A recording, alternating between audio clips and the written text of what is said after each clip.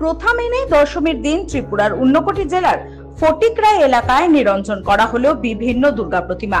ফটিকরায়ের মনু নদীর ঘাটে একে একে প্রায় 15টি প্রতিমা নিরঞ্জন করা হয়। প্রতিমা নিরঞ্জন উপলক্ষে ফটিকরায়ের মনু নদীর তীরে ফটিকরায় এবং রাজনগর গ্রাম পঞ্চায়েতের যৌথ উদ্যোগে তৈরি করা হয় অস্থায়ী দশমী ঘাট।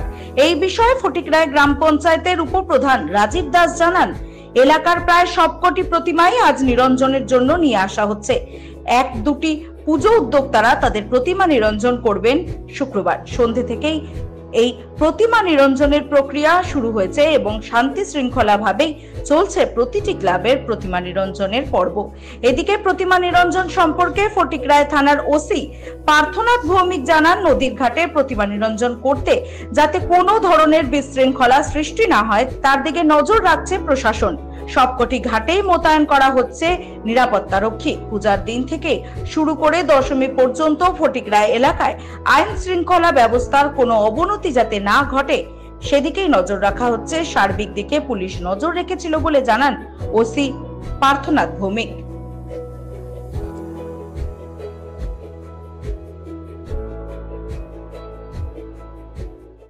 দুর্গাপূজা উপলক্ষে আমাদের সব দশমী ঘাটেই যথেষ্ট পোস্ট রাখা হয়েছে এবং শান্তি সম্প্রীতি যাতে আমার বজায় থাকে এবং আনন্দ উপভোগ করতে পারে সেই বিষয়ের দিকে নজর রেখে আমাদের এখন অব্দি শান্তি সম্প্রীতির জন্য এখন অব্দি খুব সুন্দর।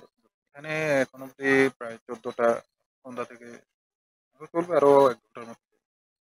আজকে আমাদের এখানে ফটিকরায় নদীর যে সংলগ্ন রয়েছে ব্রিজের তীর অনুবর্তী যে জায়গা, সেই জায়গাতে আমরা ফটিকরায় এবং রাজনগর দুটি গ্রাম পঞ্চায়েতের সহযোগিতায় আমরা এই দুটি গ্রাম পঞ্চায়েতের যে পুজো কমিটি রয়েছে সেই পুজো কমিটিদের সহযোগিতার জন্য আমরা দশমী ঘাট বানিয়েছি। দুটি পঞ্চায়েতের পক্ষ থেকেই আমরা আপনারা দেখতে পারবেন যে আলোকসজ্জা আমরা দিয়েছি এখানে এবং ঘাট বানিয়ে দিয়েছি।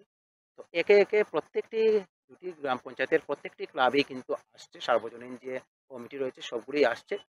খুব সুশৃঙ্খলভাবে শান্তি সম্পূর্ণভাবে সবাই নিজ নিজ মূর্তি বিসর্জন করছে এবং সবাই শান্তি শৃঙ্খলার মধ্যে দিয়ে বাড়ি ফিরে যাচ্ছে। এখানে প্রায় 17টার মতন মূর্তি এখানে বিসর্জন করা হবে। তো প্রায় আমাদের সবগুলি মূর্তি চলে এসেছে, আর কয়েকটি মূর্তি রয়েছে, সেগুলিও চলে আসবে। আমাদের দুটি গ্রাম পঞ্চায়েতের মধ্যে একটি আমাদের ফটিকরায় গ্রাম পঞ্চায়েতে এই প্রথম বছর আমি হিন্দু দুর্গাপূজা কমিটি দ্বারা আয়োজিত যে দুর্গা মণ্ডপ রয়েছে বা মায়ের মূর্তি রয়েছে, সেই মূর্তি আজ বিসর্জন হবে না, সেটা আগামীকাল দশমী উদযাপনের মাধ্যমে আগামীকাল সেটা বিসর্জন হবে।